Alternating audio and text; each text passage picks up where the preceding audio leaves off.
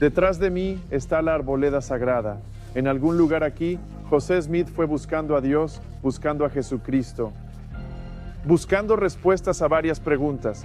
¿Cómo recibo la remisión de mis pecados? ¿Qué iglesia es la verdadera? ¿Cuál es el propósito de mi vida y qué pretende Dios para mí? Y en este espacio sagrado es donde el pilar de luz aparece y desciende sobre José Smith.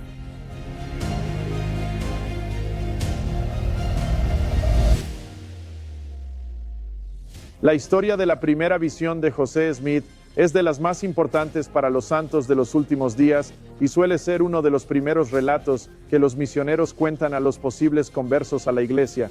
Lo que exploraremos hoy es cómo sucedió en sí. Durante su vida, José Smith contó la historia docenas de veces y hay 4 relatos principales que provienen de él. Entender el contexto en el que se escribió cada uno de estos relatos es importante para saber por qué la historia fue contada de la manera en que lo fue, con quién estaba hablando y por qué algunos de los detalles difieren de un relato a otro. Así que lo que intentaremos es ir a cada uno de estos lugares donde se compartió la primera visión y explorar las circunstancias en las que se encontraba José cuando contó la historia de la primera visión en cada uno de los casos.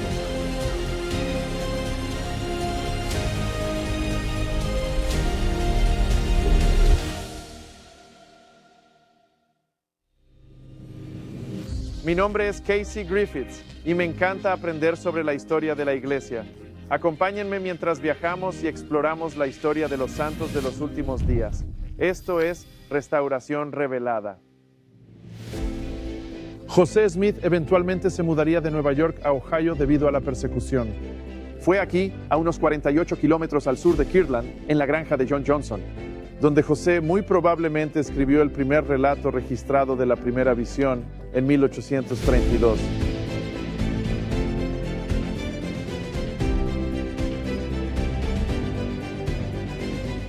Este es un momento particularmente desafiante en la vida de José. Al comenzar el año de 1832, pierde un par de gemelos. El mismo día que los gemelos nacen y mueren, una mujer en Orange, Ohio, que se ha unido a la iglesia, da a luz gemelos y muere, pero sus gemelos sobreviven.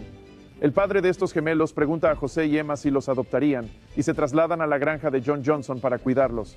Unas semanas más tarde, en un ataque de la turba, José no solo es maltratado y emplumado, sino que el gemelo varón, el pequeño Joseph Murdoch Smith, que tenía sarampión, ve agravada su enfermedad y muere unos días más tarde. Surge problema tras problema. Sidney Rigdon, después de que la turba lo sacara de su casa, sufrió un grave traumatismo craneal durante el ataque. En un viaje de regreso de Missouri, Newell K. Whitney se rompe una pierna. Es posible que mientras descansaban en una posada, José comenzara a escribir su primer relato de la primera visión. Finalmente lo terminó en la granja de John Johnson con la ayuda de un escriba. Todas estas cosas están sucediendo en la vida de José, y parece que el público principal al que escribe es a sí mismo para tratar de ordenar la historia de su vida. El relato es muy personal. José Smith escribe sobre su historia de joven y enfatiza no qué iglesia buscaba, sino su propia búsqueda personal de la salvación.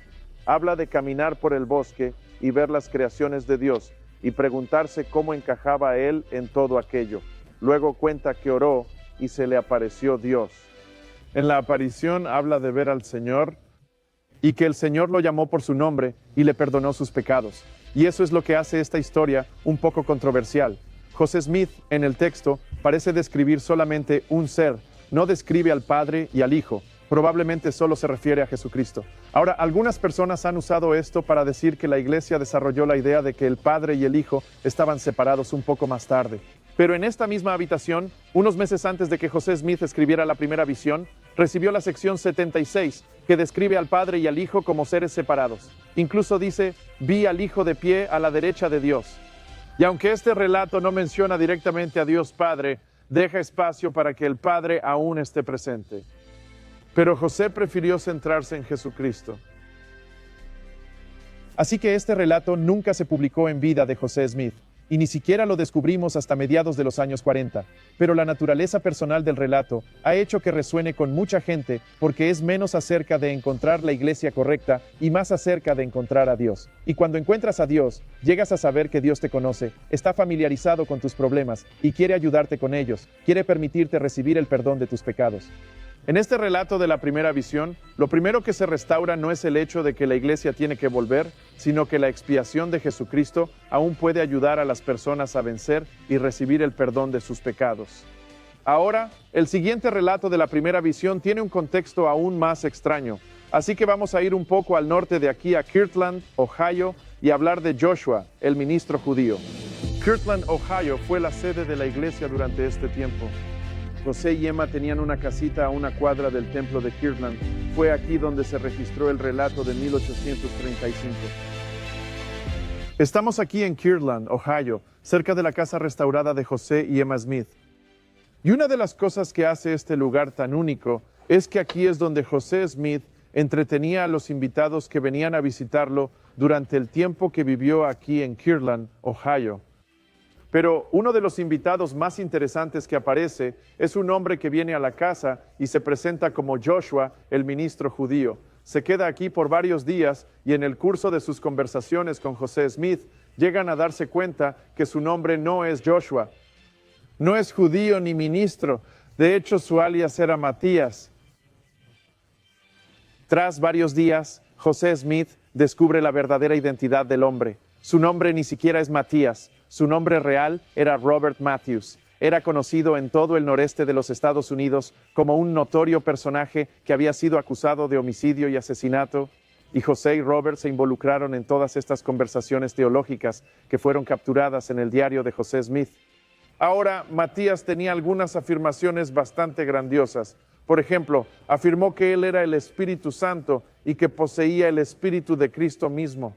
Y José Smith básicamente le responde y le dice, yo sé que no lo eres, y aquí está la razón. En este punto, hablando con Robert Matthews, José da el segundo relato registrado de la primera visión, recogido en su diario, y en este describe varios detalles que no estaban en el relato anterior. Menciona que cuando fue a la arboleda, había una fuerza que trataba de detenerlo, que le ataba la lengua e intentaba impedirle la comunión con Dios. Luego menciona la aparición del Padre y del Hijo. Dice que una columna de fuego descendió, lo que puede haber sido un ajuste que hizo porque está hablando con una persona que cree que es judía. En el Antiguo Testamento aparece una columna de fuego. Otros relatos dicen que alternaban entre llamas y luz. Uno de ellos incluso dice que pensó que los árboles iban a arder en llamas a su alrededor. En medio de esa columna aparece un ser. Y luego un segundo ser, el Padre y el Hijo, aparecen. Y José Smith menciona que lo primero que le dijeron fue que sus pecados eran perdonados. José Smith incluso dice que vio muchos ángeles en esa visión, así que le dice esto a Robert Matthews. Y después de un par de días todavía no echan al tipo de la casa, después de que confiesa que él es Matías. José Smith en su diario registra después del desayuno, así que lo traen, le dan de desayunar y menciona, le dije que mi Dios me dijo que su Dios era el diablo y que no podía tenerlo más, así eché fuera al diablo y creo que también a un asesino. Así fue segundo relato de la primera visión registrada aquí, en la casa de José Smith en el año del diablo.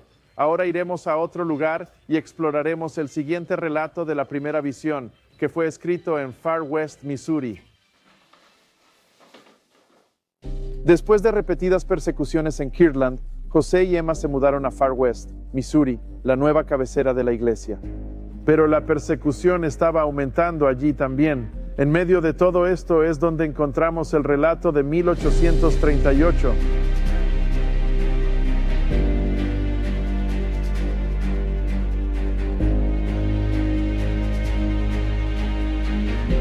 No hay mucho aquí hoy, pero en medio de estos campos ondulados en el noroeste de Missouri, hubo una vez una ciudad de 5,000 personas y la sede de la iglesia. De hecho, el lugar donde estoy parado ahora es el lugar donde se iba a construir un templo. Este templo nunca llegó más allá de la colocación de las piedras angulares, pero por un corto tiempo, Far West fue la cabecera de la iglesia.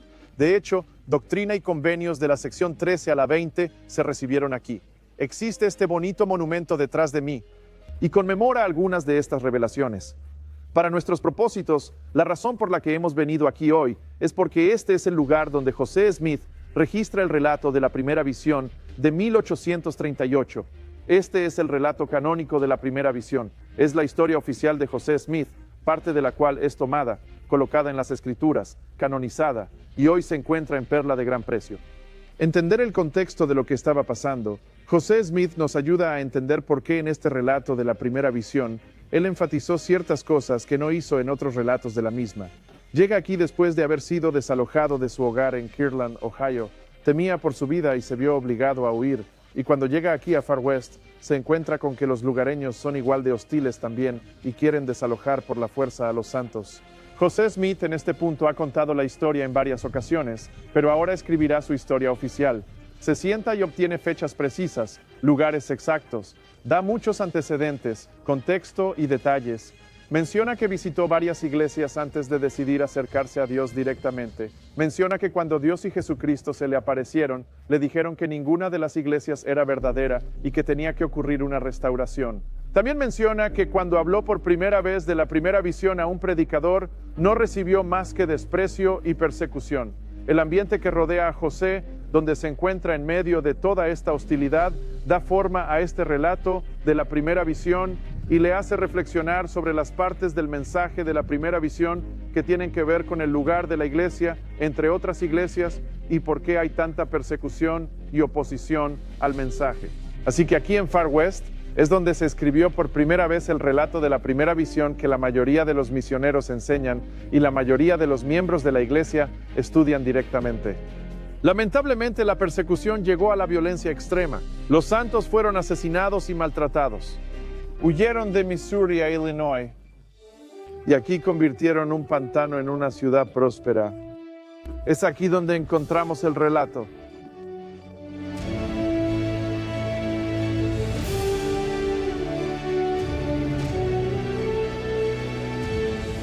Estamos aquí en Nauvoo y en el año de la primera visión, José Smith publicó otro relato de la primera visión. Este es popularmente conocido como la Carta de Wentworth. Fue escrita a un hombre llamado John Wentworth, quien era el editor del Chicago Democrat y estaba escribiendo una historia de New Hampshire. José Smith escribió una carta a John Wentworth explicando su historia básica y las creencias básicas de la iglesia. En realidad no tenemos la carta original. Aparentemente John Wentworth nunca la usó cuando publicó su historia, pero la carta fue publicada en el Times and Seasons, que era un periódico publicado por la iglesia en Nauvoo. La carta de Wentworth da algunos detalles de la primera visión que no encontramos en otros lugares.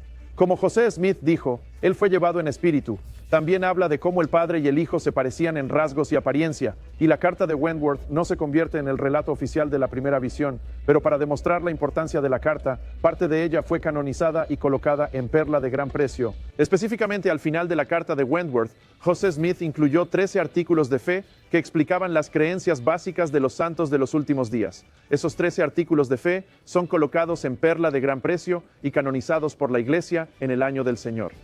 También fue en Nauvoo donde José compartió la primera visión con varias personas. Estos registros los tenemos como relatos de segunda o tercera mano. Algunos de ellos nos dan detalles adicionales, como que José fue a un lugar donde había dejado su hacha. Otro relato dice que la visión lo dejó inconsciente. Otros confirman el fuego o los ángeles que vio. Pero ahora viajemos de nuevo a Utah y conozcamos a un experto en estas cuentas, Stephen Harper, y obtengamos información adicional sobre por qué estas cuentas varían tanto. Hola, Steve. Casey, ¿cómo estás? Hemos estado visitando lugares donde se escribió la primera visión y hablando de los diferentes relatos, pero usted ha investigado mucho sobre la primera visión. ¿Qué le dirías a alguien que está un poco conmocionado por el hecho de que hay diferentes relatos de la primera visión y que no siempre coinciden exactamente en sus detalles? Les preguntaría por qué. En otras palabras, una persona que tiene ese punto de vista está haciendo algunas suposiciones sobre el conocimiento. Podríamos utilizar algunos ejemplos. Podríamos decir, ¿qué piensas sobre los relatos del ministerio y la resurrección de Jesús? Tenemos una variedad de relatos de eso y no coinciden, ¿cierto? Juan tiene una visión completamente diferente de la Pascua, la última semana de la vida de Jesús, que Mateo, Marcos y Lucas. Podríamos decir, bueno, eso significa que no creo nada de eso, tiene que ser falso. O podríamos decir, tal vez hay razones para eso en las que no he pensado todavía. Nos gustaría animar a esta persona a no asumir ¿verdad? Busca el conocimiento y no te detengas en suposiciones. No asumas que lo que crees saber es conocimiento. Haz preguntas. Haz preguntas sobre la memoria. Esto es lo que usted y yo hacemos todos los días. Creo totalmente en los relatos de la primera visión de José Smith. Los conozco bien. Tú los conoces bien. Simplemente no es el caso que la gente que los conoce bien pierda la fe en la visión. Nada menos que Stephen Prodero, que era un profesor de religión estadounidense muy respetado, no santo. Escribió sobre la primera visión. Dice que sería más escéptico si José produjera estos relatos en copia a lo largo de su vida, como si estuviera conspirando. Que si José solo produce, ya sabes, espontáneos como el relato de 1835, o estos realmente laboriosos procesos escritos como los de 1832 y 38, donde José comienza diciéndonos, yo no escribo. Pero lo primero a lo que renuncia en ambos es a no exigirme más de lo que tú puedes. Se siente obviamente incapaz de registrar y escribir algo que desafía toda descripción. Así que podemos decidir interpretar a José como auténtico y digno de confianza, o podemos decidir desde el principio que somos hostiles a él y no creemos nada de lo que dice. Eso dice más de nosotros que de los documentos. Tu situación actual determina la forma en que recuerdas. Creo que en la autobiografía de 1832 oímos cómo era la visión para José en aquel momento.